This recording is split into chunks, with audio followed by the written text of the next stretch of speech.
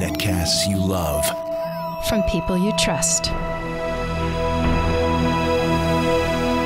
This is Twit. Bandwidth for All About Android is provided by CacheFly at CacheFly.com.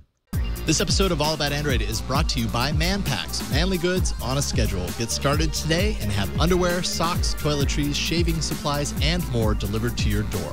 Visit manpacks.com/twit and get $10 off your first order of $30 or more, or buy a $50 gift card for $40. That's manpacks.com/twit.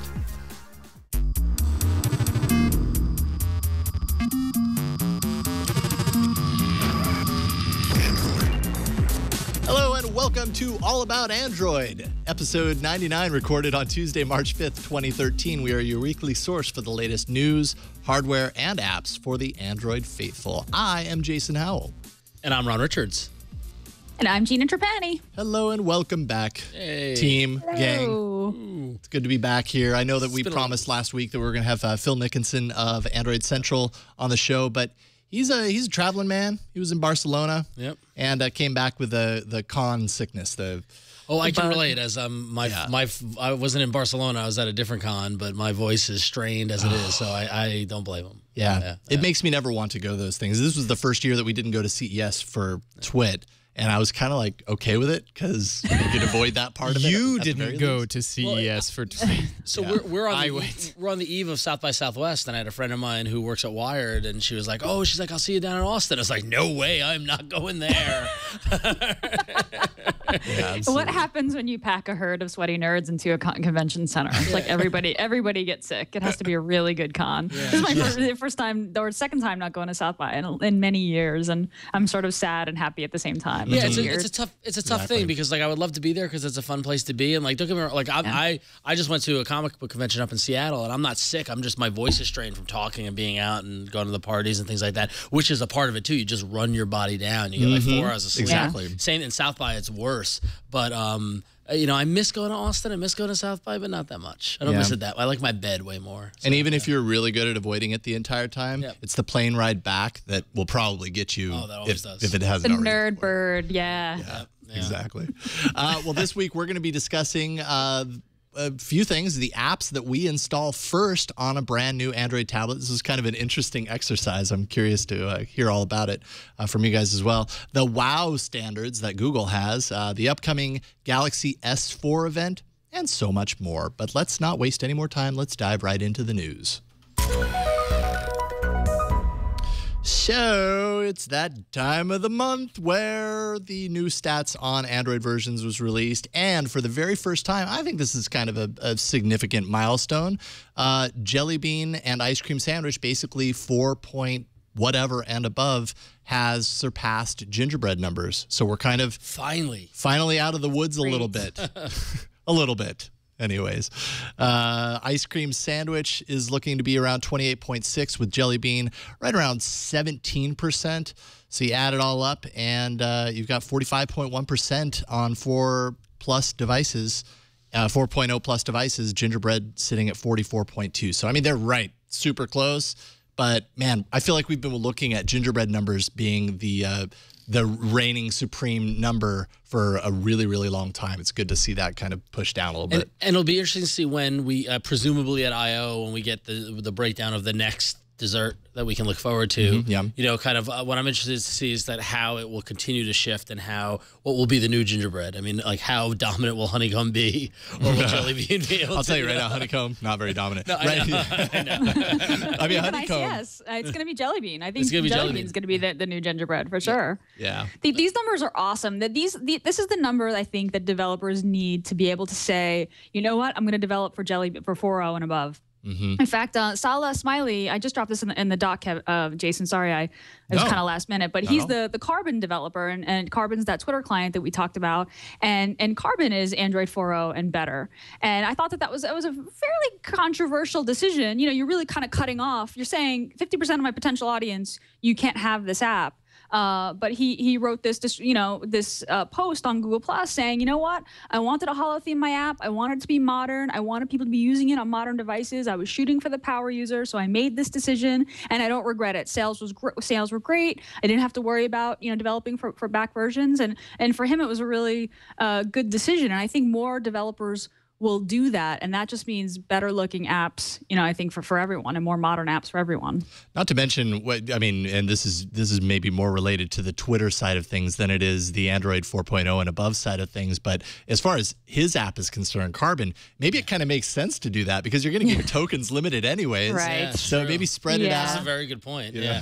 But it's funny because you talk about designing for the various versions of the OS. It reminds me of back in the day, the arguments that we used to have over browser development, where you justify why you no longer support Netscape, and I would pull out those numbers and be like, look, these are the number of people hitting our website that from these browsers we need to optimize for these users. And so targeting the forward fringe, right? Exactly. And you always want to put your best foot forward, so why wouldn't you want to be current? And then and the only problem is, as we've seen, is the proliferation of devices and devices' inability to or ability to become quickly obsolete, and that is a lag and a problem. But the way the telephone, the mobile carriers and people are going through phones. I mean, it used to be every 2 years was about average. I think that's smaller now. I think people are changing phones more often. So, hopefully we'll see, the OS updates go out there quicker, and we won't see, the same problem that we had with gingerbread and its undying gingerbread. Totally.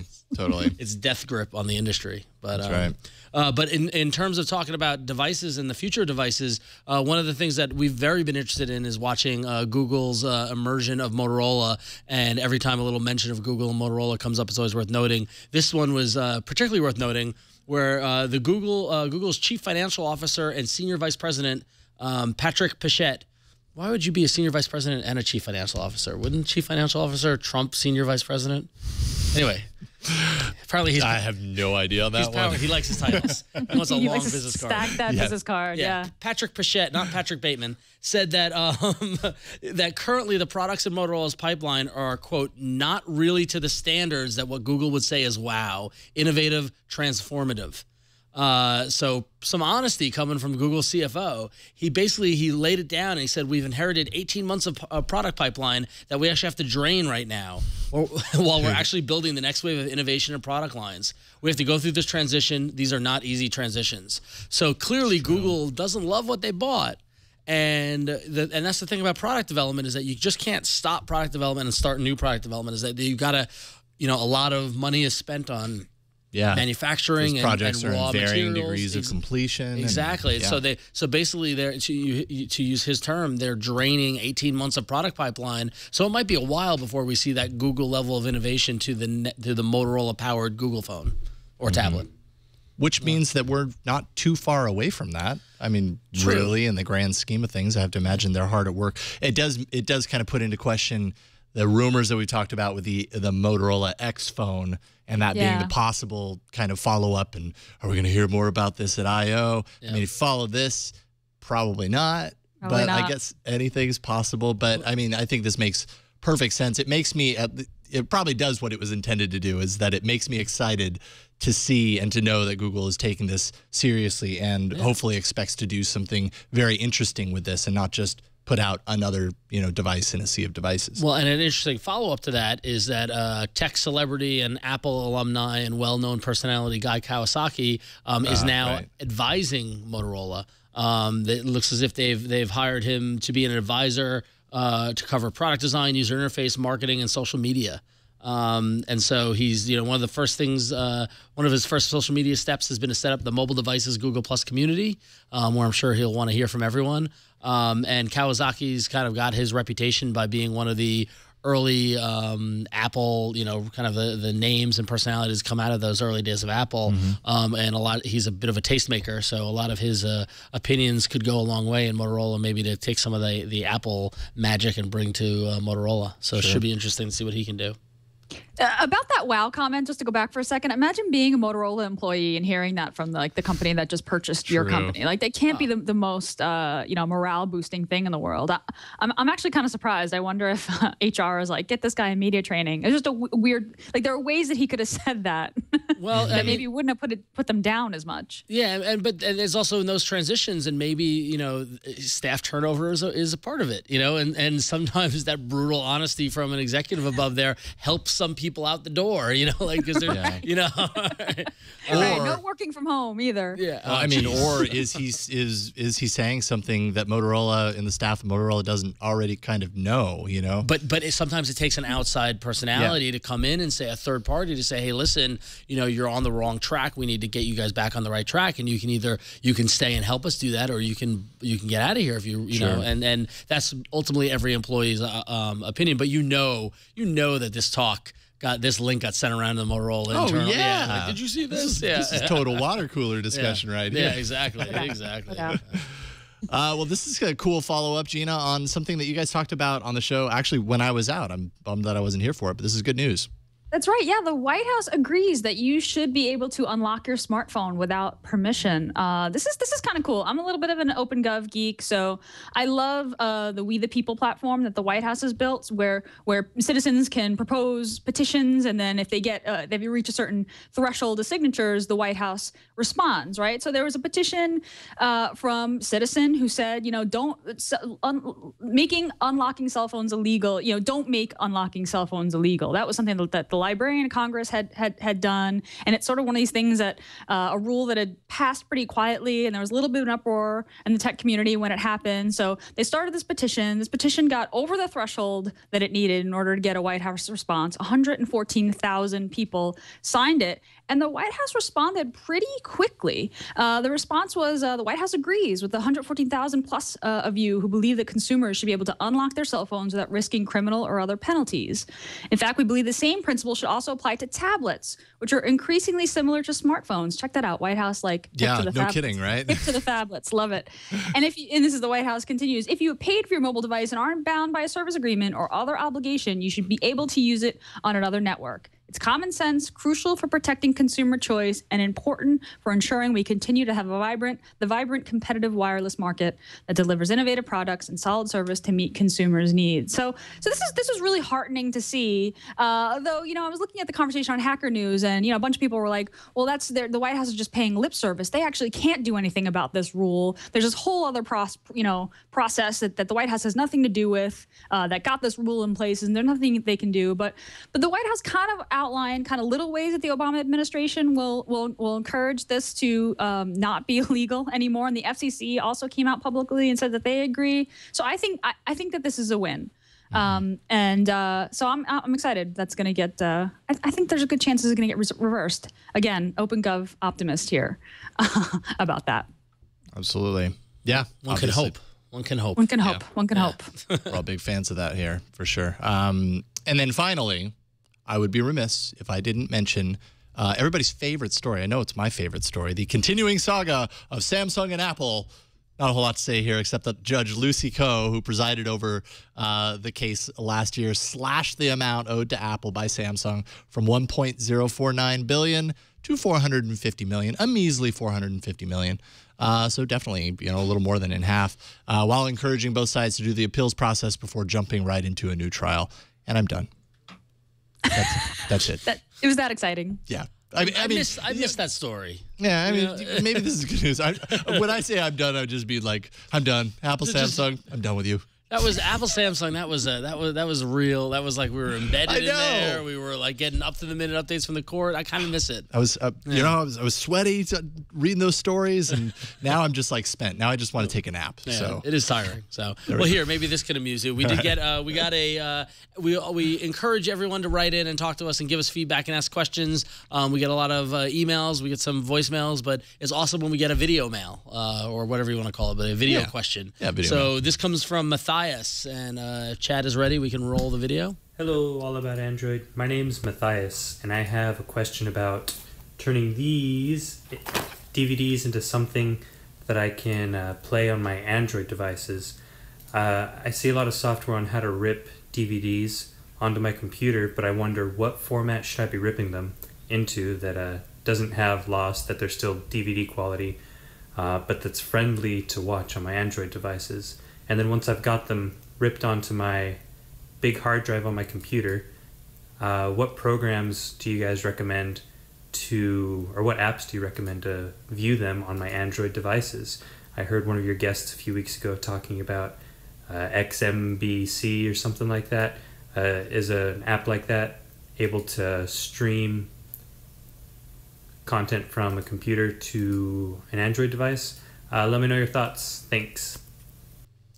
The last part, it seems like Good another question. Yeah. Streaming media from your computer to your device. Which is a whole nother ball of wax. But the first thing we should probably address is the clarification that a lot of your commercial DVDs that you purchase and things like that you've purchased a license to watch them via the DVD player and don't necessarily include the ability to do a data backup on yourself. What you're talking about is you did a lot of backup of your old videotapes to DVD, right? And now you want to rip those so that you can watch them on your device. I got it. I understand your question. Or that video that you produced and you had made out of DVDs. Yeah, and you want to put it on your tablet to show people. That's what happens all do. the time. Exactly. So what you're going to want to do is, depending on what computer you're on, I happen to be on a Mac, and so I use an application called Handbrake. And Handbrake is a great application that lets you read the video file from a DVD and then export it to another file format. The two file formats that you want to most commonly look for, generally the easiest, especially on the Mac or actually even PCs on the PC side, is MP4. MP4 is probably the easiest kind of file format to work with the H.264 codec. That's become pretty standard over the past couple of years. Yeah, it has. MKV is another file format that you could use a lot. That's what I use for a lot of the videos that I am doing similar things with. But it's pretty easy to use, and there's a lot of tutorials, so just look up Handbrake. There will be one in the show notes as well. Here you go. And then as far as once you have that file exported, MX Player is the best video player, in my opinion, and we're going to talk about it a little later on for tablets. And it's got a ton of codecs already in there, as well as codec packs. So if you, for some reason, export to AVI or some other, arcane format that if you've got a, WMV or MTS or whatever it might be, MX Player will pretty much play it or have a codec pack that you can download to play it. The streaming question, though, is a little different.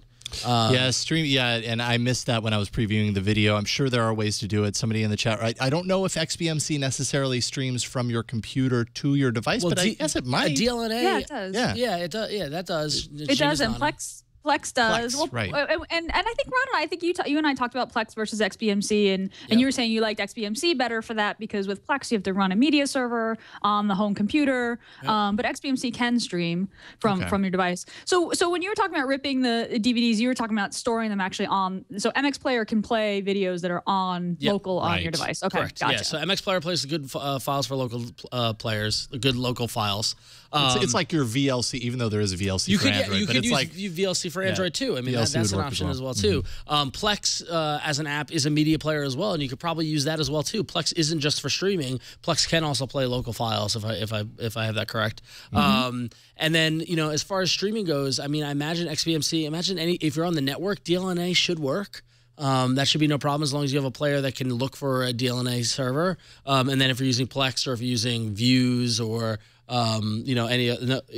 is Views what I'm using or Azorius? That's Views. Azorius is that old BitTorrent client. Yeah, Views, VUZ, which is a BitTorrent client but is also a DLNA media server. So Nice. So, bunch of different options there. Video is a confusing world, but once you get it working, it works pretty well. So. Cool. All right. Well, let's take a quick break.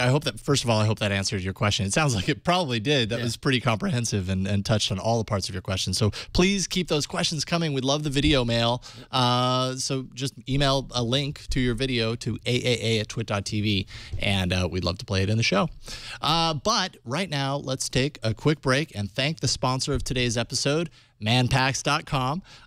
There's always things, you've heard me talk about it the last few episodes. I'm horrible at buying things. Thankfully, while I was at Costco, I bought a little pack of socks, but believe me, it had been a long time since I had done that. So I actually went to the site, went to Manpacks and kind of browsed around, searched through the products, And from what I understand, of the products that I picked from the site, I'm going to be receiving a Man Pack in the mail sometime soon, and I'm very stoked to get it. Basically, at Man Packs, you can find all sorts of manly goods, underwear, T-shirts, socks, grooming things, things for just kind of, shaving, razors, all that kind of stuff. And you can pick from their selection of these products and add them to your cart and basically create a pack around those items. Things that you might not necessarily think about getting when you're out and about, or you put off because you're just lazy like I am. Man Packs kind of makes it easy for us lazy people to not have to think about these things and just receive them automatically. And they do it really well. It's a start it, stop it, change it anytime subscription service for all of these basic essentials. It's very easy to manage your account online. They remind you before shipments, so there are no surprises. You can update your next pack when you need something new, or you just wait for your pack that you've already entered to come every 3 months. So it kind of comes on a regular schedule that you can kind of expect. Every product is tried and Guy approved by Man Pack, so there are no duds or junk, just pure win. It has free shipping, free returns, easy account management, basically no BS when it comes to customer service, and I know we all appreciate that when that's the case. They put the customers first because they want customers for life. I think that's a great way to go about it. So you have an offer in front of you, actually a couple of offers. If you go to manpacks.com/twit, you can get either $10 off of your first order of $30 or more, or you can buy a $50 gift card for that man in your life, and you only pay $40 for it. And that'll get that man, or if you're buying a gift card for yourself, because maybe you're doing that. I doubt you are. But if you did that, hey, you get $10 off of it, and you feel like somebody gave you a gift card. So go to manpacks.com/twit. Get started today. Just take a look at their selection and start putting a Man Pack together, a box together. And if you sign up through this offer, you're going to get one immediately, and it's pretty cool. It's like receiving a gift in the mail. We thank Man Packs for their support of All About Android and the Twit Network. That's manpacks.com/twit. Thank you, guys. All right, let's dive into the hardware. Samsung generating a lot of hype around their event that's going to happen on March 14th in New York City, which will unveil the Galaxy S4. They just released the teaser video, which is cute. It features a little boy who's apparently going to be the messenger who gets to peek inside the box with the new phone. And of course it glows and he's all, wide-eyed and thrilled, and it's very suspenseful. It's to be continued. There's no doubt in my mind that this little kid is going to show up on stage, or that he's going to run into the auditorium with the box or something, which is pretty good gig when you're like 8 years old or whatever. Kidding. So that's going to be really exciting. I got to tell you, I do not go to gadget things very often, but I kind of wish that I was in New York so I could go to this one. Yeah, I mean, Samsung is, love their products or hate their products. This is why the Galaxy S has done so well. They're pretty good at their own style of marketing. Definitely a little bit different of an approach from other kind of dominators in that space, i.e. Apple, just as one example. But they definitely get people talking about their stuff when they do these things, as cheesy as they can be, because this definitely has a cheese cheesy factor to it. I mean, Totally cheesy. But it's and everything has the number 4 in it, which I also think is totally cheese. Like, get ready for the next Galaxy. It's the number 4. It's a little bit like, okay, guys, we got it. There's no question here. Sorry, Ron. I didn't mean to interrupt. No, it's okay. I say this is what happens when you take a large budget, you give it to an ad agency or an internal, and just say say, listen, we want results. We want people to be talking about it, And sometimes you go the high art kind of way, and sometimes you go the a wide range of cheesy, But it seems to be working. I mean, how many times have we reacted to the Samsung commercial? It's crazy. If a Samsung commercial hits, a lot of times it ends up being a topic on the show for I don't know why. Because people talk about it. Now think back to the Hodgman, Justin Long Mac PC commercials. Yeah. Whether you used the Mac or used the PC at the time, I used the PC, but I love those commercials because they were hysterical and they were great and they got you talking about the product. Yeah. What was the last Apple commercial you remember talking about? Yeah, I mean, their commercials have kind of they're not as memorable. You're right. Yeah, they're not. The thing that I'm really excited about, though, with the S4, the New York Times Bits blog reported that the phone is supposedly, or a source within Samsung says that the phone's going to have a pretty interesting new feature, eye scroll. Okay, so the phone will track a user's eyes to determine where to scroll, said a Samsung employee who spoke in condition of anonymity, of course. And this apparently is going to be one of the coolest features. And this anonymous employee said, this phone's going to be all about the software. So you're reading down your screen. When your eye hits the bottom of the screen, it'll scroll automatically. No word on what kind of technology they're using to do this eye tracking. Samsung had actually filed a patent for something called eye scroll, also a patent for something called eye pause, eye meaning EYE. Not sure what that is yet. So I'm kind of interested in this because I hate scrolling on my phone. I know I sound like the laziest person in the world. And in fact, I hope that it's not scrolling. I hope it actually turn the page because I get a little like woozy watching lines of text kind of fly up. But this sounds really, really interesting, especially with when you think about the Google Glass kind of technology that will also do some there have to be some eye tracking going on there. It'd be interesting to see how this will get implemented in a smartphone. This will be kind of new, innovative stuff. Well, yeah, I think that's really interesting. It also freaks me the heck out, like all this weird eye detection stuff and all, and I think I'm somewhat the opposite of Eugenia, where I actually prefer to control the scroll because maybe I'm a little bit of a control freak, but I feel like when things start going automated and start going, tracking my eye, well, what if I look like I'm walking and I look up and I look down, what happens, am I going to lose my place on whatever I'm reading or whatnot? Yeah. Like I have enough of a time with the orientation lock on the phone or the orientation control when it goes goes landscape portrait, portrait. Like I can't imagine the havoc it's going to an automated eye tracking software will do. It'll be great if they figured it out, and that's like kind of that next generation tech that we keep wanting for. And you're right, Google Glass has to have some sort of aspect of it. But this is definitely going to be one I'm going to look at and be really skeptical before I say, okay, yeah, I'm on board. Unless the software blows me away. I mean, like, do you ever use tilt to scroll? No. Yeah, I don't either because I don't like stuff moving without because of that woozy thing. So this might be terrible. I mean, of course, the obvious implication of eye tracking is also around advertising as well, right? Like when we pop up this message, or does the person look at it for how long? Oh, right. You say that's obvious. I didn't think about that before, but now that you mentioned it, that makes perfect sense. You're right. Yeah. That kind of thing is like, on one hand, you're like, great, more relevant advertising. On the other hand, you're like, great, I'm going to have to compete with a bunch of, new bells and whistles jumping into my field of vision, trying to get my eye to flip over to them. Look at that blinky tag. Oh, I can't help but look at it. Whether we like it or don't like it, though, I'll applaud Samsung for innovating in the space and trying to use their technology plus their software to make their products different than anything else out there. Like, nobody else seems to be doing that. Yeah, and I mean that's kind of the big discussion right now is in the cell phone space. Hardware, it's hard to innovate on hardware these days. Everything has great hardware, so then you're relegated to innovating on the software. And Samsung's really proven that that's a priority to them. They have a lot of whiz-bang, interesting things that you don't see in a lot of other devices on the Note and on the S3.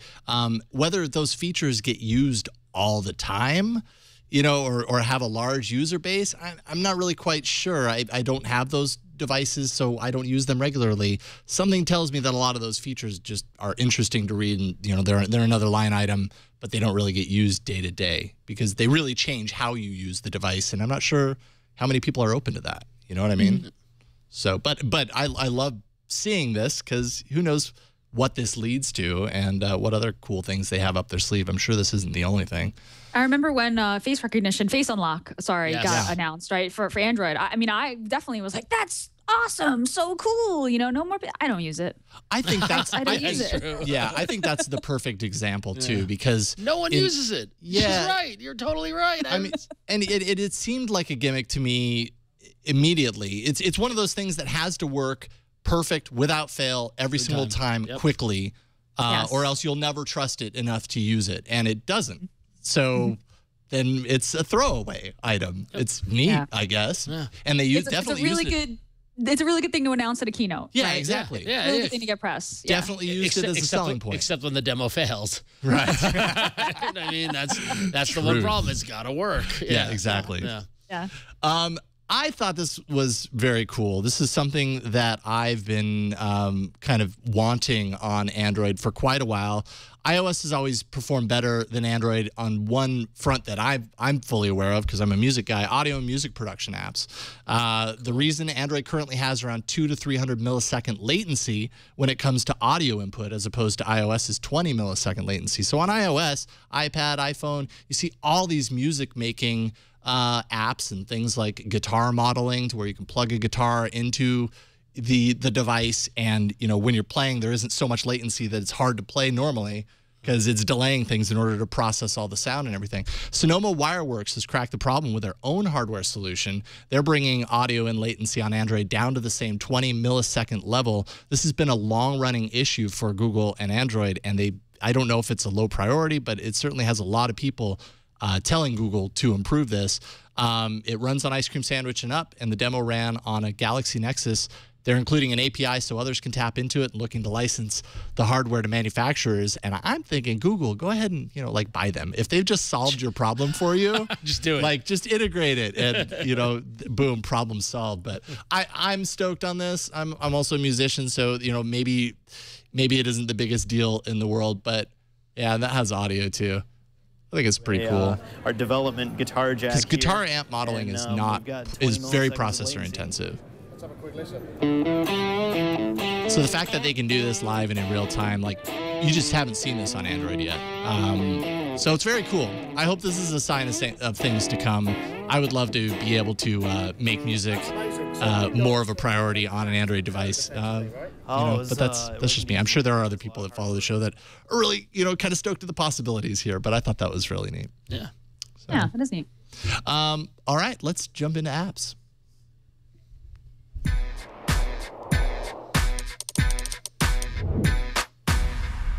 So those of you who are particularly data-minded about how much data you're consuming on your phone, like I recently have become, you might want to pay attention to the latest Chrome beta for Android, which reduces data usage by half through the browser. Chrome beta for Android number 26, beta 26, came out and has a brand new experimental feature that cuts bandwidth in half by the use of a proxy server. So you can see here on the screen that little diagram that explains it. So for any connections that just go through normal standard HTTP connections, so any secure connections or browsing through the incognito mode in Chrome, this does not apply. But just normal connections, what happens is that as opposed to your phone going to the server of the site you're hitting, you will hit Google's proxy server, which has a cached or a saved version of the site that you're going to and can serve it to you faster. Now, this is similar to what Amazon's browser on the Kindle launched, right? Where they were Silk browser, yeah, where they were caching popular sites, and that way, therefore, they can serve it to you faster. So it's proven to work, especially on the mobile side of things. Those of you worried about not hitting the latest version of the site and latency or anything like that, it's Google. Trust me, they've got it covered. It's probably going to be pretty functional. If you get Chrome Beta 26 and want to try this out, you can go by visiting in the browser to Chrome://flags and choose Enable Data Compression Proxy.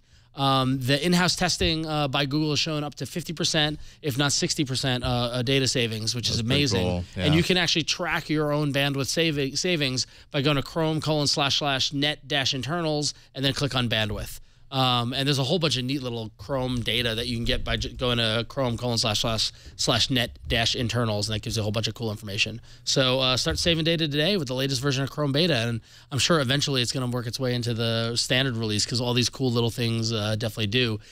And that's not the only thing in the beta. It also has password sync and autofill. Which are crucial kind of thing. Once you get used to having them on your browser, you want them everywhere. So I love that Chrome team. They keep iterating and releasing new stuff. So check it out. Yeah, this should go to every version of Chrome, everywhere, desktop and everywhere. These proxy servers, Google's proxy servers, are running Speedy, which is their sort of relatively new networking protocol that does this compression. Yep. But it's only for normal connections, right? Not HTTPS. Correct. Yeah, not secure connections, just normal connections and not incognito connections. So those of you hiding from your significant other what you're browsing, shopping, that won't be for shopping. that won't be as speedy. Shopping as on manpacks.com. Right, just shopping for her surprise. What else would they be doing with that incognito browser? Yep. Ron.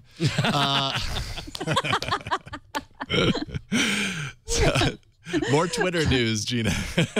more Twitter news. Twitter is discontinuing the iPhone, Android, and Air versions of TweetDeck. TweetDeck this isn't a third-party client issue. TweetDeck actually Twitter owns, and basically the Twitter API is graduating to the new version, the more restricted, more limited version 1.1. That's actually happening this month. They're starting blackout test this month, and so they decided to kill the TweetDeck mobile apps, the iPhone, Android, and the Air versions of TweetDeck, and they're going to focus on the web-based version of TweetDeck and the native desktop apps. Although if you want to get new features, it's only going to be in the web version. Well, I'm sorry, I shouldn't say that. The web version gets new features first and then desktop later. And they're also killing support within TweetDeck for Facebook. So this is interesting. I'm a big TweetDeck user. TweetDeck is my desktop client. I love it. And I was waiting for when the Facebook support was going to drop. I mean, honestly, the Facebook support currently is very, very limited, and it just seemed like a Twitter-owned app would support Facebook for much longer. But I actually don't know anyone who uses TweetDeck on the phone. It's such a big, like the concept of TweetDeck is just this series of columns, and I think on a smaller screen it just doesn't quite work as well. It was for a long time my go-to. I mean, I talked about it all the time on the show. I remember TweetDeck was my go-to. I loved it. And they just stopped supporting it. And then there was a kind of a spin-off, TweetDeck, that I kind of switched over that got a little bit more support. But I mean, even that's going to go away with this dropping of support for the version 1 of the Twitter API. So it's just going to stop working on your devices, even if you have it. And these changes are not, like you said, these are not surprising. In fact, these are another case of what took them so long. I mean, because really, once Twitter bought TweetDeck, I was shocked that the Facebook support kept on going. Everybody in general seems to have abandoned Air as a platform, so that makes sense. Twitter probably wants to focus their mobile, the mobile experience to just the mobile apps from Twitter themselves. But God help me, if they get rid of that desktop app, I will lose it. I mean, like even even like I don't even use the web version of it. I use the OS X, the native, like the Mac. The old app. one or the revised one? The revised. The one. new I'm still on the old one. No, the revised one is I'm fully switched over on the revised one. I love it. I think it's great. So. So when they discontinued the Air app, actually, when they made the native app available as an alternative to the Air app, I was thrilled because the Air app was just the constant updating and it was making me nuts. So the native app on the desktop I really liked. Man, maybe I need to check it out again. No, it's worth it. No, I did switch to it at one point and then kind kind of came back to the Air app. I just have liked it. I don't know. Maybe I just the native app is good, and apparently the Chrome app is quite good too, like the web-based app. And the blog post, they sort of reassured, hey, we're still working on TweetDeck, we're invested in this, we're just paring down, we're going to focus on the web version and then and the desktop native version. But yeah, lots of interesting things going on with Twitter. A lot of kind of shutdowns going on. We talked about Falcon Pro last week reaching its token limit. Falcon Pro is a third-party client, which Twitter is doing everything it can to discourage. Falcon Pro reached its token limit, and the developer set the price to $132, basically trying to discourage any new users from buying it. He wanted to keep it in the Play Store so he could push out updates to existing users who had gotten a token, one of the 100,000 tokens. Well, what he did something. He tried something new. He said, you know what? I'm changing out the application. We're starting fresh. I'm going to do whatever I can to add DRM and make sideloading and piracy more difficult. And I'm going to put this up for sale again. So Falcon Pro, basically, if you were already a user, you're going to have to reauthorize your Twitter account with the new app keys. And if you want to try Falcon Pro after you heard about all this, you can buy it now. It's available for a much more reasonable $1.92, I think, right now in the Play Store. So I don't know how Twitter is going to react to this. Actually, it'll be interesting to see. But this was kind of the developer's way of being like, hey, you know what? A lot of people are using tokens, but they're not actually using the app. So here's a way to reset, clean slate. Let's get 100,000 actual active users, and we'll go from there. Which is a fair approach, I think. That's like it's almost like a flush. I had no problem relogging in. I mean, that's fine. I logged in. There's my token. Cool. And if as we, there was a lot of suspicion and speculation that there were unused tokens or unused accounts or bots or whoever else were using them, or we looked. Chad pointed out the number of downloads really didn't match the number of tokens that were out there. So clearly, there's some people not using it. So let them do it, But so what happens if you purchased it, like legitimately purchased it, got a token, didn't use it for a while, He resets the app keys. The 100K limit gets reached again, and then you go to use the app and you can't anymore. Well, and you're kind of locked out. You know, I mean, I know it's only $2 and it's really not that big a deal, but you know, it's like, oh, okay, I'm just tossing my whole existing user base out the window and we're starting fresh. But you know, you potentially purchase the app and then are locked out of it. I think that might be one of those situations of the needs of the many outweigh the needs of the few. Yeah, I think that's fair. You know, where those are going to, those are outliers, and the chance or the percentage of that happening is probably smaller compared to the number of people who want to be actively using it. So right. And there's a way to request a refund. I mean, if I were the developer in that case, I'd be like, look, if this happens to you, request a refund and I'll send it to you. I will admit that as soon as I saw the news hit that they did that, I immediately went and logged back in because I didn't want to lose my token. I didn't. Oh, you didn't? So Did you lose it? I just sent my install to the X1 here. Oh, interesting. We'll see. Log into it and see. I mean, what I need to do is release the token because I'm just not using it. Release the token. And I fully intend on doing that, but I'm also kind of curious to see, like, holding on to it, like, will it work? Yeah. I mean, the thing is that I think what's going on with Twitter really has like the effect, the intended effect, that chilling effect on people, saying developers do not make clients. It's working. So Salah Smiley, who I mentioned earlier, the Carbon developer, he had announced actually on the show that Kevin and I do together, we had interviewed him from Dubai, and he had announced that he's working on a tablet app. Carbon basically for tablets called Graphite. It was going to be paid. We were excited about it because Carbon's design is great. And well, after all this kind of went down with Falcon Pro, he announced, you know what? I'm not ever going to do a paid version of Carbon. I'm not ever going to do a paid version of Graphite. Like this is just too uncertain what's going on. I'll probably get shut down. And I'm going to, focus my development efforts on. I'm basically not going to risk ever building something that primarily depends on someone else's API, which is kind of sad, kind of sucks. But that's somewhat. I mean, that's the harsh reality of it. Is that's now the risk. Like building a Twitter app, you're going to hit this natural wall. I mean, from a general, kind of entrepreneurial startup kind of approach. I'm always a firm believer that don't build an application that is dependent on someone else's API or application, because when they make a change, you're going to have problems. I mean, we've seen this on Facebook with every time Facebook tweaks tweaks some change in the credits or something like that, Zynga freaks out because they're dependent on we're dependent on Facebook. You can't be dependent on somebody else's service. That's the problem. But I mean, there's a line, right? Like, I mean, if you take that to the extreme, you'll say, well, I'll never sell an app in the Play Store or the App Store, or I'll never make a Chrome only app. You know what I mean? I mean, on some degree, I mean, technology is just a chain of things that are sort of dependent on one another. I mean, you have to take the risks that seem reasonable, right? There's always risk involved. I mean, Twitter's made it very clear: do not make clients, right? I mean, I was really surprised when Salah launched Carbon at this point in the game. I was like, wow, this is crazy. Who would do this? And honestly, it goes back to Twitter's decision. I'm shocked that they did do that because having such an open platform like Android allows innovation and allows different approaches. Hell, they bought TweetDeck because they did it better than what Twitter was doing. So so I don't understand why unless they're using this as some way to see who they're limiting the access to the API to see who's doing interesting stuff, and then they're going to snatch them up and roll it into the official stuff. I mean, it just seems a little Apple power hungry type approach to it. And you're right, it's disappointing. But that said, take that. If I was a developer, I would take that skill and that ability and go apply it to something else. Something else more that reliable. that can have more of a long term effect. So, Yep. No, I was able to get back in. Cool. So I have it. All right. I'm going to release the token though. Release the token. Release the token. It's impossible to avoid that. I mean, come on. So this is the point in All About Android when we talk about our top favorite, 5 favorite tablet apps. So again, we did this a month and a half ago with phone apps. The kind of thing being, if I got a new tablet, what are the first 5 apps that I would make sure are installed on there, not including Google's apps? This was an interesting time around. With phone, it was like very obvious. With tablet, it was a lot harder. Well, yeah.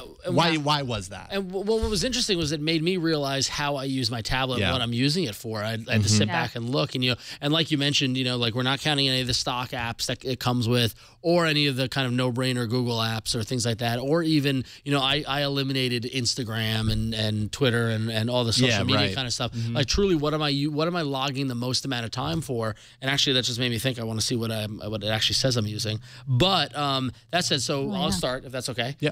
So the moment I get a new tablet app now, my first 5 downloads are, my first one is Amazon Kindle, because I'm primarily using the tablet as an ebook reading device. I fly so much, as everyone knows and makes fun of me for, that I need something to read, and so that Kindle for Android app is necessary. I can easily get all my books. I know where I left off, all that sort of thing. I have an iPad. I used to use the iPad as the reading device. Now I'm using the Nexus 7 all the time. So Amazon Kindle is a must-have. The second one I download, similar in the reading theme, my latest reading app of choice has been Pocket. Yeah, agreed. Yeah, and we'll compare it to some other similar type apps when we get further down into Jason's list. But for me, while I have RSS feeds and while I have other sources of finding reading, more often than not, what's happening is that I'm at work, I'm seeing links come through on Twitter, links come through on Facebook, or as people send it to me, I load up my browser, I hit that Pocket icon, and it saves it. And then when I'm on Muni or when I'm on the plane or when I'm going somewhere else, I pull out my tablet and I'm able to read it. So that read it later aspect of Pocket has become crucial, and I just love the Pocket design. I love everything about it. Like, talk about doing an app correctly. Like, I rely on that app. Yeah, Pocket is completely. Great. Pocket is great. Then, in all honesty, the other major use I have for my tablet is as a media device. Surprisingly, interestingly enough, I don't use it for music as much, being such a music fan as I am. I do have Google Music and Audio and Spotify and stuff on here, but I rarely ever use it. I tend to go to my phone more for that, or the computer. But for video, I can't live without it. So Netflix, of course, is the obvious one. I'm season 5 in The West Wing currently, and I'm sure I'll keep rolling into some other show after this. But Netflix is a great source for streaming content. The latest updates they've made to the app to support the tablet kind of layout are very nice and very and consistent with the phone app. But really, the tablet is the one I use Netflix the most on. And then the aforementioned, as we spoke earlier, MX Player, which allows me to watch video as I go too fast for Chad to keep up on the screen. MX Player, basically, as it says here in the Google Play Store, allows me to play everything. Yeah. So any sort of video that I might get through whatever source, I just drop it on the tablet and I'm able to watch it and have great control, easy to use controls, and it's great for working out and on the elliptical or on the treadmill and watch a movie or watch TV or something. And then finally, the last app that I found I used a lot is Skype. And mainly the latest updates that Skype has made to support tablet and video calling. For a while I was in a long distance relationship, and so I was able to talk to my girlfriend via Skype. And we, I used my tablet for that. I talked to my family back east. I have business calls and things like that. Skype has become, a huge part of my life. And as more and more people use the video stuff, I find I'll defer to the Android tablet for a video call before I do it on the computer for some reason. Just because I like the control of it and it just feels right, and they got the design correct. So Skype is great. So, not to mention you're holding a smaller device than you would be throwing a laptop on your lap or going into the desktop and getting that all powered up. And I don't know if it's because of the layout of the Nexus 7 with the camera there. So the camera's over here, and you're holding it when you're talking to somebody, and it doesn't look like it looks like I'm looking at them. It doesn't look like I'm looking away. More than it does if it's above. Exactly. Absolutely. Exactly. Yeah. So Skype is great. Way more personal. We also Skype with the baby. My baby Skypes with her grandparents, and it's always with the tablet. We never do it in front of the computer, just because we can get it down in front of her, and it just is easier to handle.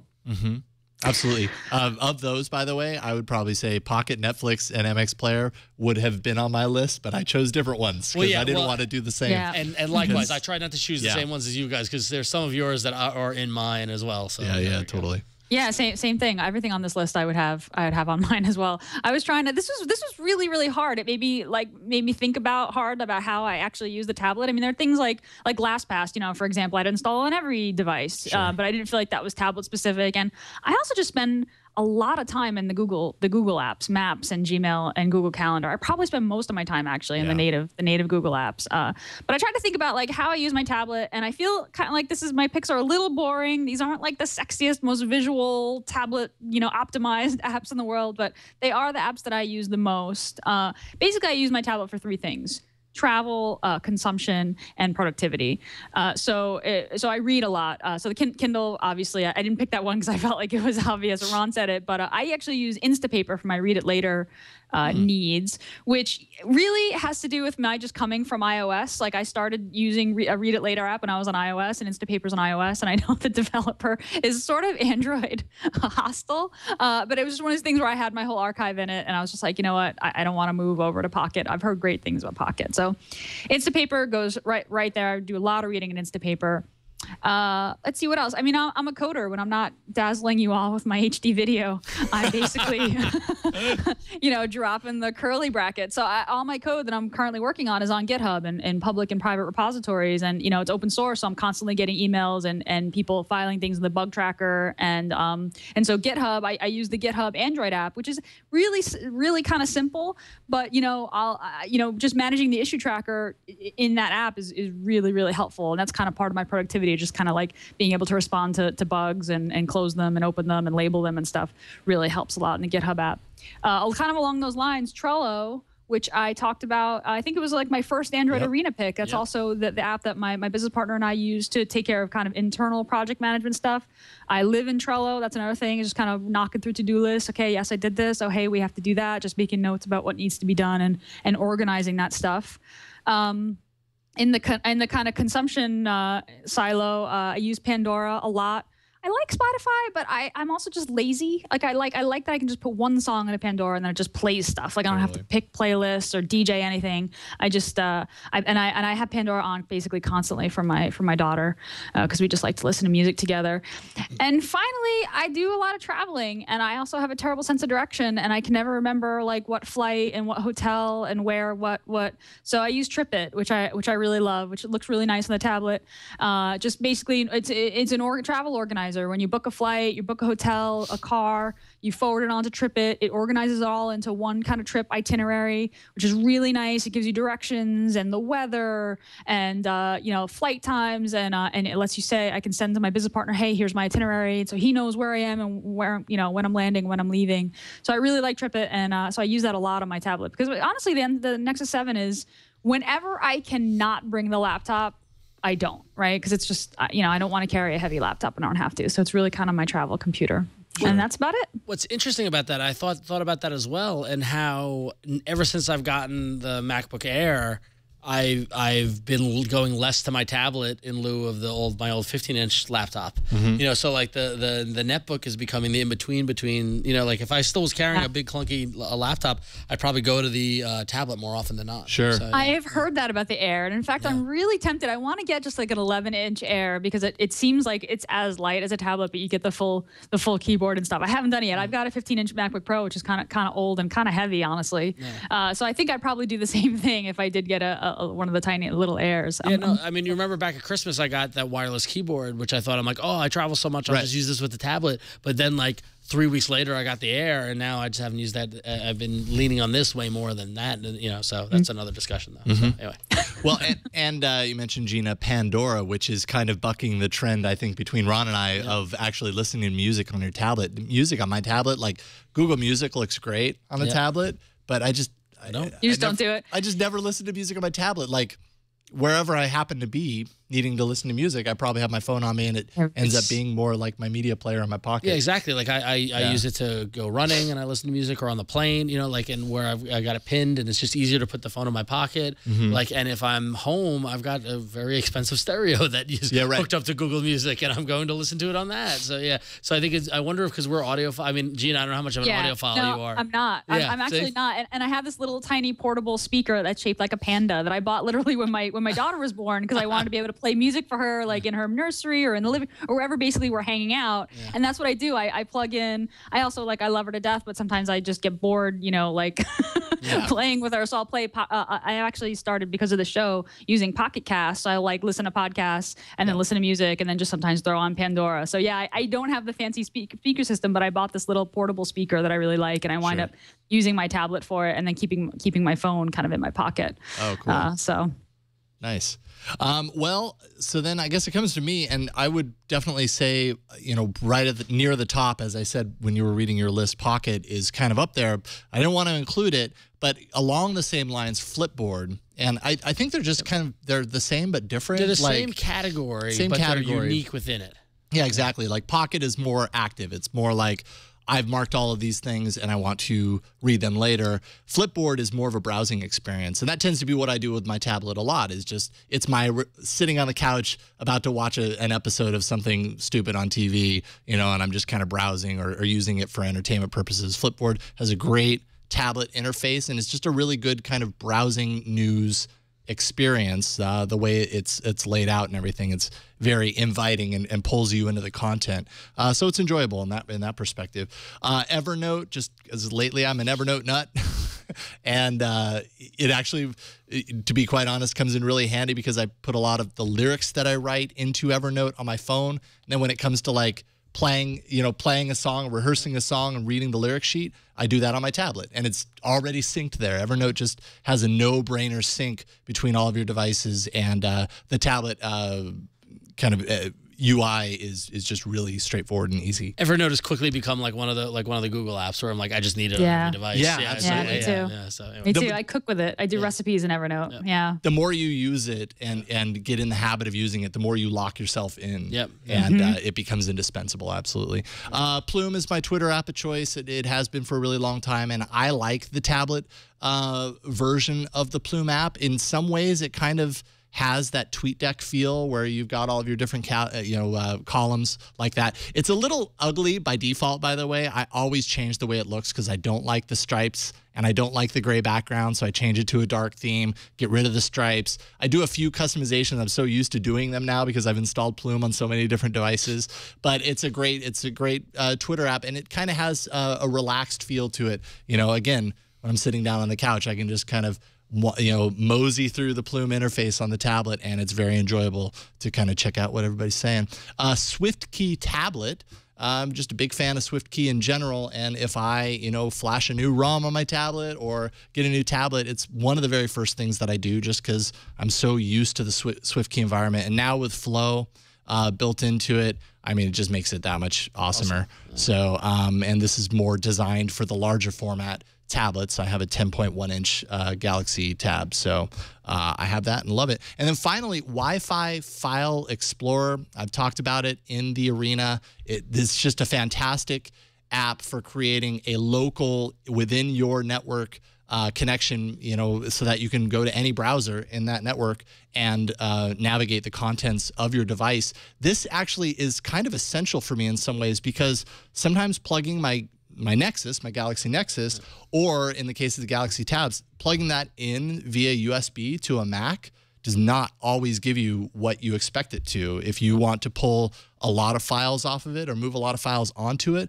I've just had a lot of issues doing that. So, and many times it's like, I don't even want to deal with the cable. I just want to set up this network, log right in. The interface that you get in the web browser when you navigate to it is really easy to use. I just do my transfers that way and then leave the room and come back later and it's all done. So I love that app. Wi-Fi File Explorer, I use it all the time. Cool. So good list. Very cool. Yeah, great list. Yeah, I think we kind of hit the major points here. It was very interesting to me though how kind of difficult it was. Yeah, no, and like I said, how it makes you realize how you use the device. You use them completely differently. Yeah, it's like I find myself when I got the tablet, I'm like, oh, this is gonna be great. I'm gonna do email. I'm gonna do computing on it. So I'll write on it. Stuff. I don't do any of that stuff. Yeah, it's like it's a media device for me. I'm reading and I'm watching. And that's what I'm doing. Doing loads and loads of email and productivity, in that regard is actually very inconvenient. For me, I find it very inconvenient. Even when I put in a good keyboard and everything, it's just way easier for me to pull a laptop down to punch out a bunch of emails. So cool.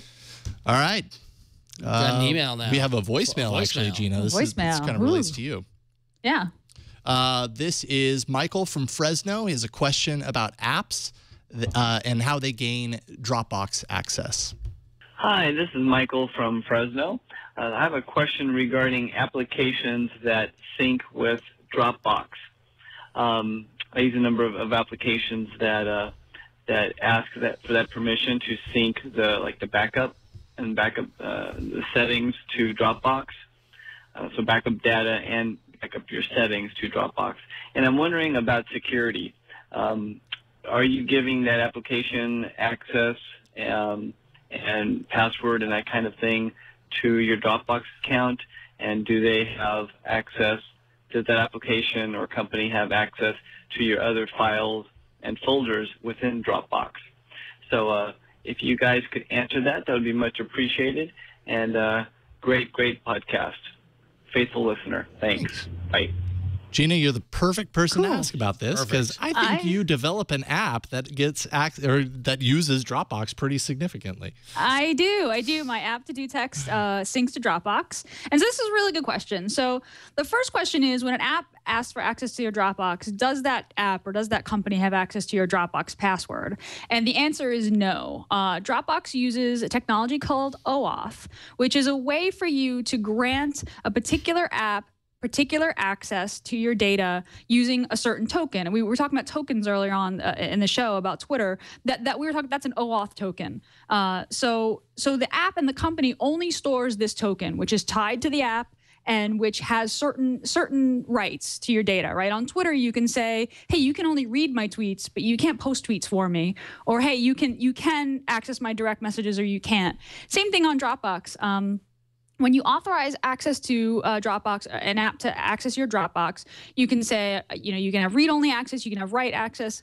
Basically, every app needs write access, especially apps that back up to Dropbox. So there's no worries about no company is storing your password. That's why you can change your Dropbox password and all your apps still work, right? Because they're using that special token that gives you those access rights. And if you're ever uncomfortable with an app accessing your Dropbox after you've authorized it, you can always go into Dropbox at dropbox.com into your settings and revoke access. You can review the list of apps that have access to your Dropbox and you can revoke access from your end. And at that point, the app can't access it anymore. So the second part of your question was, does the app have access to your entire Dropbox?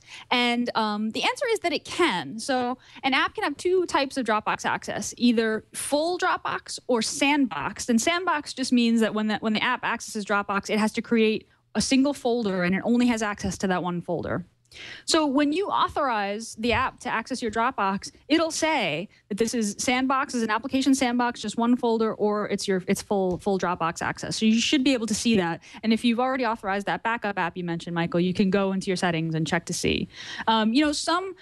Some apps have every right and reason to access your entire Dropbox. Say, it's a full-on Dropbox client, or it's a note-taking app, or something that needs, is going to let you kind of browse and explore all the folders in your Dropbox. That makes sense. If it's something that's just a backup that only needs to write to a certain place, it would make more sense that it's sandboxed, that it's in that one folder. So, and it'll let you know that when you authorize. So, hope that makes sense. I hope that makes you feel a little bit better and a little bit kind of more informed about when you say, yes, this app can access my Dropbox. Yeah, because the stuff that people keep in the Dropbox is very, very personal. So one bug can, wipe out files, completely unrelated to the app, right? If it's not a well-written app. So absolutely cool. Thanks for answering that. Sure. I think I'm pretty certain you're the only one on the show that would have been equipped. She was the most qualified, that's for sure. Yeah. Wow. Talk about exactly. I know. I heard that. I was like, yeah, we have to do this. Well, we talked about OAuth tokens a lot. So it is one of those things that civilians, it's a lot to sort of expect someone who's just a user to understand, why wouldn't you think that kind of a leap of faith too, right? It is. I know you don't understand it, but just trust. It's a whole lot of tokens. Yeah, I know. Token talk. Token talk. Nice. Token talk. Anyway, so before we get into the arena, a quick update. If you watched last week's episode 98, you might have seen me kind of lose it a little as I got data capped by TM T-Mobile. Well, first T-Mobile popped a data cap. And, they popped the data cap. Well, first I want to give an update to everybody that, as predicted, 2 days after that show, at the end of the billing cycle on the 27th, my access was fully restored, and I ran a speed test, and now I'm getting well over 10 meg down or whatever, back to the normal high speeds that I was experiencing. So that only had to deal with it about 2 days of being in data jail, as I called it. But second, I want to thank everybody who posted on Twitter or sent me messages on about.me or whatever, however you got in touch. I found multitudes of workarounds that people sent, including a lot of them included root, a lot of them included VPN, a lot of them included spoofing browser agents. Things that take far too much time for me to do. So I do appreciate the suggestions, and I understand that there are ways around that. But for the average user, that's the approach I take with my phone. It was, basically data jail was the only option. But that said, and I want to give a shout out to the first person to let me know about this, to Cele Gracia, who let me know over Twitter the other night that he's at CVGZ on Twitter, that T-Mobile is apparently getting ready to roll out a new data plan or a new pricing plan as T-Mobile continues to push this unlimited, no contract, like they're trying to position themselves as the uncarrier. And now this is all rumor until this gets announced by T-Mobile. I won't believe it till I hear it. But from what I can understand, what I've been able to glean from the post on tmonews.com, which is basically they're going to offer a single line, telephone line account. It'll be $50 for unlimited talk and text, and it will include 500 megabytes of data automatically. Then you can add more data on in $10 increments per 2 gig chunks. So if you if you want to add, if you have that $50 unlimited talk and text, and you add 2 gig, then it goes from $50 to $60. And you can keep adding on more data until you hit 12 gig a month. Or you can add unlimited data to each line for $20 a month. So right now I'm paying about $140 for unlimited text, unlimited minutes, and unlimited data, supposedly unlimited data. With this new plan, me as an truly unlimited user would be able to get all that for $70 a month with no contract. The ironic thing is I'll gladly sign a contract. I don't care about signing a contract, but whatever. But the important thing for me is that the rumor is that these new plans will also include the hotspot. So whether or not is true, we'll find out. Rumors later this month, T-Mobile is going to announce it. And the other open question is what happens when you pass that 12 gig? It says up to 12 gig. What happens when I cross that 12 gig threshold? Will they data shape you so that it lowers your speed? But it will remain to be seen. I'll be keeping a close eye on it. So thank you to everybody who got in touch about that and filled me in about that. And I'm sorry I ranted to you, but I was angry. It's okay, Ron.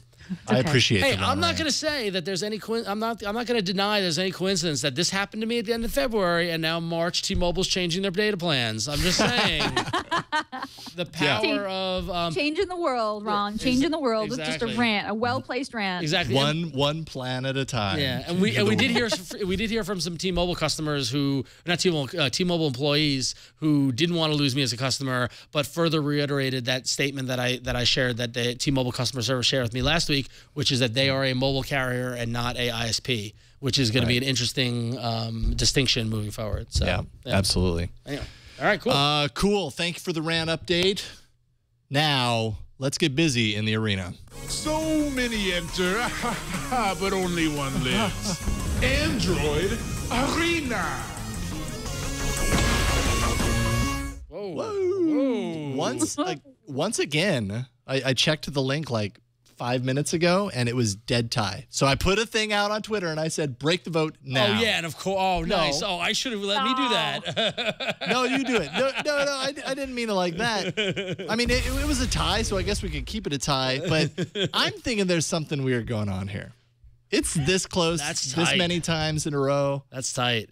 Are people just kind of voting to keep it close? They might be. They might be. Anyways. Wow, News Cover did better than I thought it would. Yeah. So, all right. Well, you know what? It's up to you guys. Do we take the tie that it was a few minutes ago? No. It's at the time of the arena. You won. Well, yeah, but I kind of put the thing out on Twitter, so well, that could have influenced. But it's all right. Had I known, I didn't say vote for mine. I said break the tie. You said break the vote. You didn't say vote for mine. Yeah, that's fair. That's fair. I'll take second. It's fine. I'll take it. All right. I don't need to win every week. I feel weird about it, but okay. Slider Widget, 37%. Newscover, second place, 36%. Evernote Hello, third place, 28%. It would have been great if we saw 3 votes surge in while it was on screen. I'm just saying, people. But no. You know that for next time. Yeah, we couldn't see it happen live. Now, could we? Because it seems to happen every week now. These ties. These ties. I just got one more vote. All right. There you go. One more vote. There we go. And come on, who's going to do it? Who's going to do it? Just one vote. Just one vote. That's all it takes. Everybody in the chat room is frantically going to click. I know. You know what? It's going to overshoot it like crazy. I like how the difference is like a pixel down here. Like exactly. Sometimes that's all it takes is a pixel. It just Chad, look at your smiley face up there. Maybe. Oh, look. Oh, I voted. Newscover. Well, you're tied by percentage, 36%. There we go, and it's tied. Ah, there we go. Boom. No. Oh, that needs that explosion transition. We've used it enough this episode, and. Oh, wait, what? We take it all What back. just happened? Oh, my God. That was better than the explosion. That was actually perfect because it's kind of take-backs for the previous ruling. All right, well, let's get right into the reviews for this week. And Gina, you are up first. I have your app installed. I am the big loser, so I go first. All right, so I'm no Ron. I'm not a big comics fan. I have to admit, but there are 2 webcomics that I absolutely love. One is The Oatmeal, and the other is XKCD, which I don't know. Have you guys know XKCD? Oh, of right? course. Of course. Okay, all right, cool. I'm amongst my people. All right, cool. So my pick this week is the XKCD Simple Comic Viewer. This is just a free app that shows you the latest comic, or you can go to any XKCD comic on it, and just a really easy, simple view, right? So you can view the comic, and then it's got a couple of other cool features. You can swipe from one comic to the other. And XKCD has those kind of the alt text on each image that has like a little more kind of funny commentary. If you tap on the comic that you're viewing, you get to see that alt text with the extra little bit of commentary, which is kind of awesome. I also didn't know this. There's an XKCD like explainer wiki. I had no idea about this, okay? But there's an option on a comic. If you don't get the joke, there's a menu item that's like, explain me this. And it links you directly to the wiki page, which explains the joke. Oh, yeah. Which I sort of love. I mean, once in a while, there's one that I'm just like, I don't get it. This is like the quintessential, here's why it's funny. Here's right fine. I mean, you never really want to reach for that, but if you're in a situation where you're just like, I want to understand why this is funny, you can go to the Explain Me This.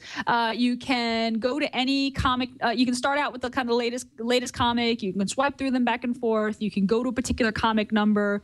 You can share a comic, so you can send a link via your share menu.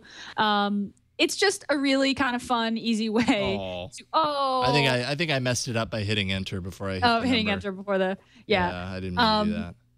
There you go. Well, that shouldn't. Let's go. Yeah, there you go. Number 1. Right. You can go directly So you go to the first XKCD. So it's ad supported. There's a little banner at the bottom of the screen, which you can see. It's fairly unobtrusive though, not too bad. Yeah. I'm embarrassed to admit like how much time I spent like reading through these, like flipping through these and just giggling to myself all night last night. See, that one I would probably say, explain me this. I'd be like, go ahead and see. But I wonder if they have wikis for those early. Well, yeah, they do. I guess they do. Yeah. Just for the XKCD fan who just doesn't want to deal with the web interface on a mobile device. It looks good on a tablet, but it's particularly good on a phone. It's better than the web experience. So something light. I know I'm always kind of heavy with the project management productivity apps. I thought I would go something a little more fun and up my chances of possibly winning this week. So I love it. I mean, XKCD. I mean, what can you say that hasn't already been said? They're brilliant. Yeah, brilliant. Love it. My eyes don't see ads, I don't think, because that doesn't bother me at all. Oh, good. Don't tell Samsung. Well, no, it's better than removing them with an ad blocker. True, I don't really care. Whoever developed this deserves to get some money from it. So there you go. Awesome. That's XKCD Simple Comic Viewer. And it's free. And it's free. There you go. Well, Ron, do you want to go next? Sure, I will go next because I took a very similar route as you, Gina. After my wacky, crazy keyboards and calendars and things like that, and then I wanted to go something a little more lighthearted. I was going to go with a game, but then I came across this app and I kind of fell in love with it. A tablet app. It's called Tapestry. Not the Tapestry we've had on the show. Correct. That we discovered at last year's I.O. Yes, correct. And I think the difference when I did a search, the difference is this has a capital T on tap, or is it the other way around? It's the other way around, I think. Let's see here. I'll follow Google through. Play One of them Store. has a capital T and the other one doesn't. Yeah. But they're both spelled the same. So it's kind of confusing. This is lowercase. This is lowercase, correct. Yeah, because this was Tapestry. I see. Yeah, there it is. Yeah. But basically, so what Tapestry is it is a storytelling platform that has community powered stories that you can't go backward on.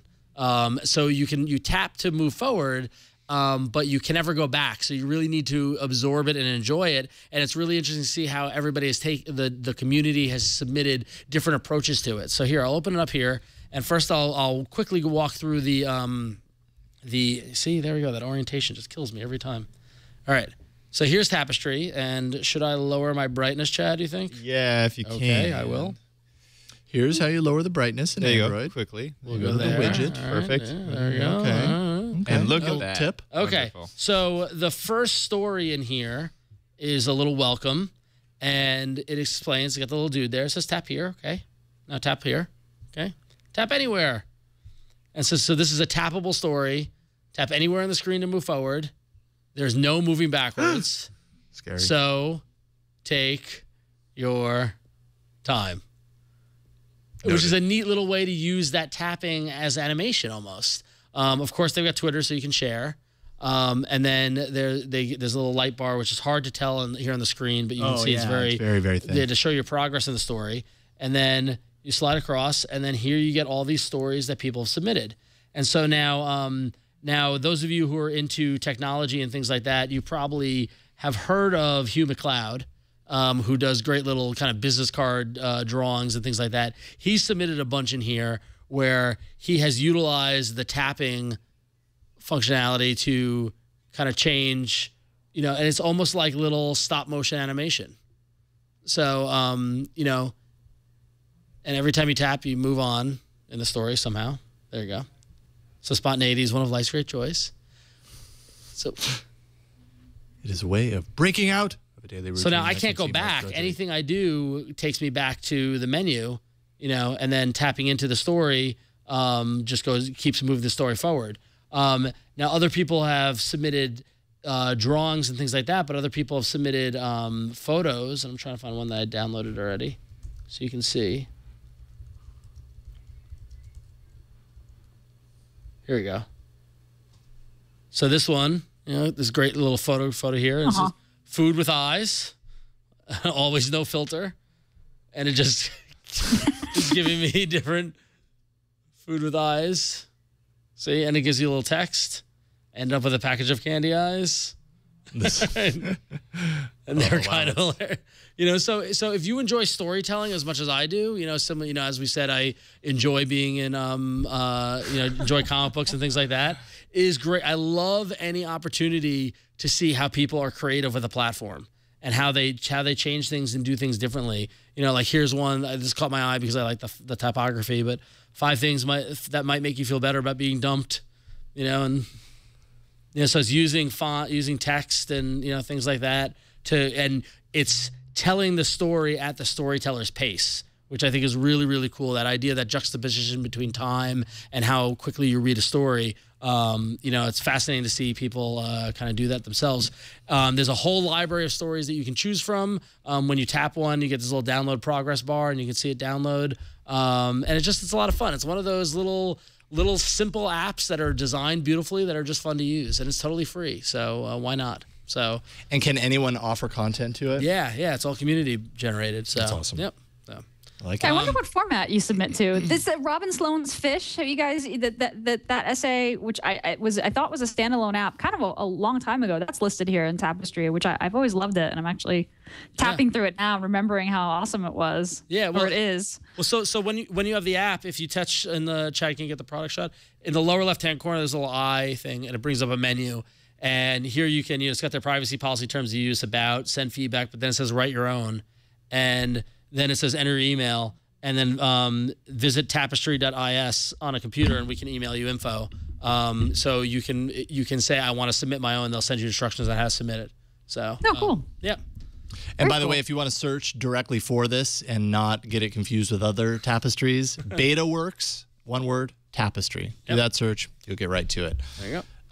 That's very interesting, very different. Check it out. Enjoy. This is one of those arenas where all three are very different. Indeed. Mine is better battery stats. I guess when you're using a lot of different devices, we test a lot of devices here for before you buy, and for this show. Right now, I have the HTC One X Plus, not the HTC One, but the X Plus is kind of the revision to the HTC One X. And, I'm always looking for an easier way to track battery usage, because battery usage is so subjective. It really depends on the user and how, their usage patterns and how often they have things sync and how often their screen is on and everything like that. So I'm always looking for apps that will allow me to kind of dial in and see those kind of things.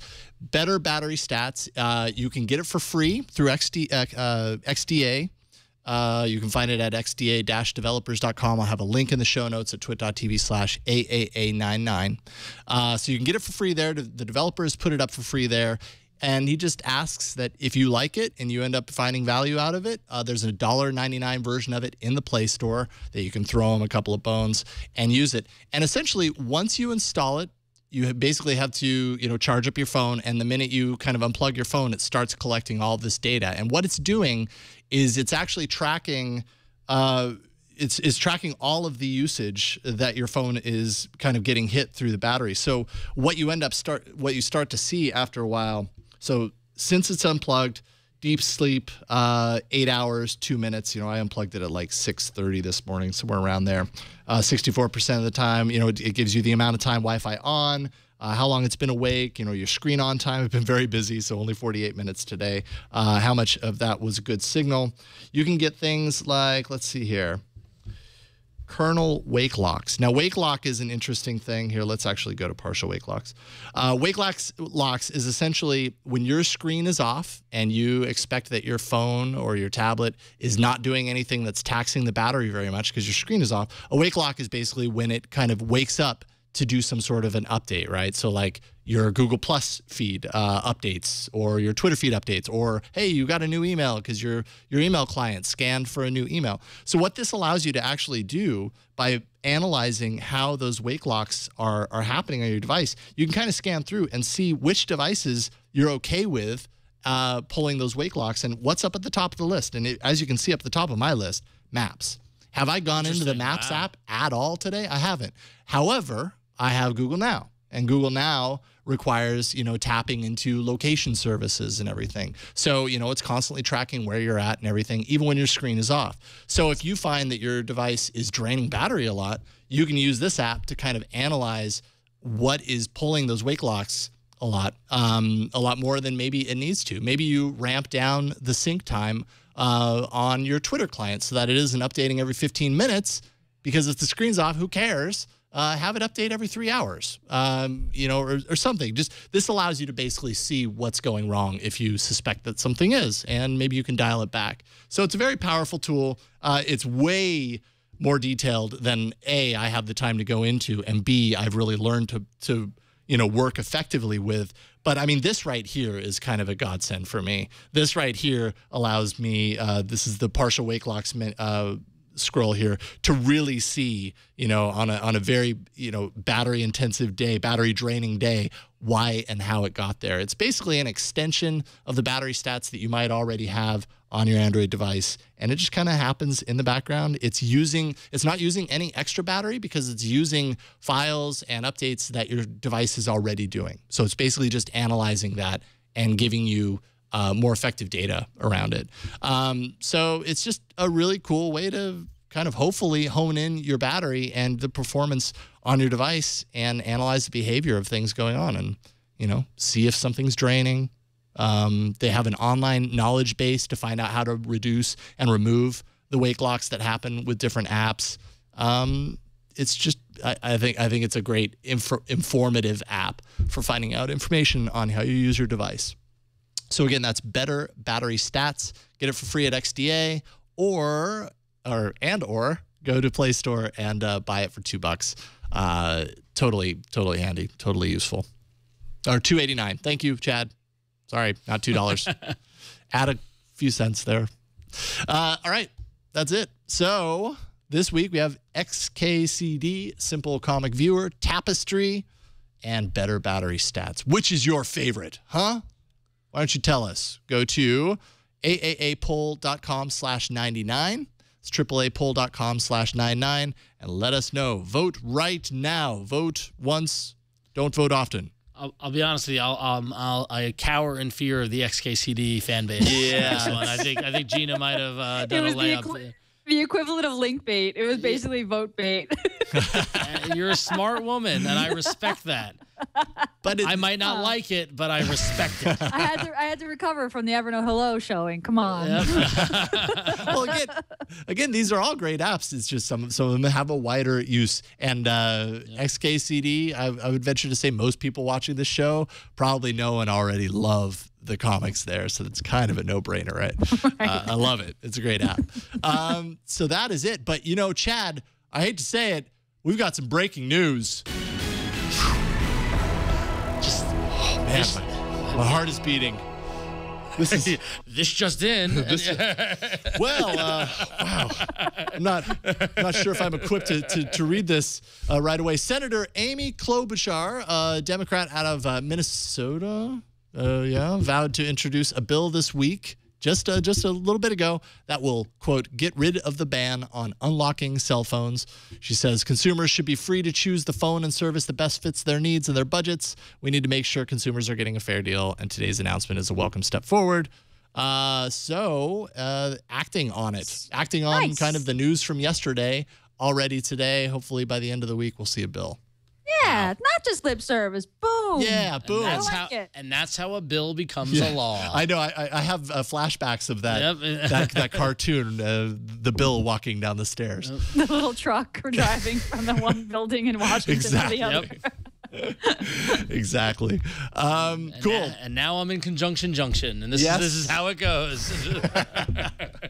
Well, since you're in Conjunction Junction, yes, utilize that and plug. Yes, you can check me out at about.me/RonXO, where you can find me on Twitter, Google+, Facebook, all those fun places. And you can check me out by day over at imagecomics.com. Check out Image Comics, home of the Walking Dead saga, Fatale, and other great comic books that you should be reading. And they're available on your various devices and the web and stuff, so you can read digital comics from Image. So rad. Thank you. Awesome. And Gina, what you got going on? Sweet. Well, my day job, I build this social networking analytics tool called ThinkUp, and we just did our 2.0 beta release and a new 1.x release as well to upgrade to the new Twitter API, and it's looking really good. So if you got a web server and you feel comfortable installing something like WordPress, whole thing's open source. It's as easy to install as WordPress. Check it out, thinkup.com. And I also co-host This Week in Google here on the Twit Network, and that is on Wednesday afternoons at 1 p.m. Pacific. So I'm excited about doing the show tomorrow with my fancy new camera. Hope we'll see you there. Awesome. Cool. And Chad, what you got?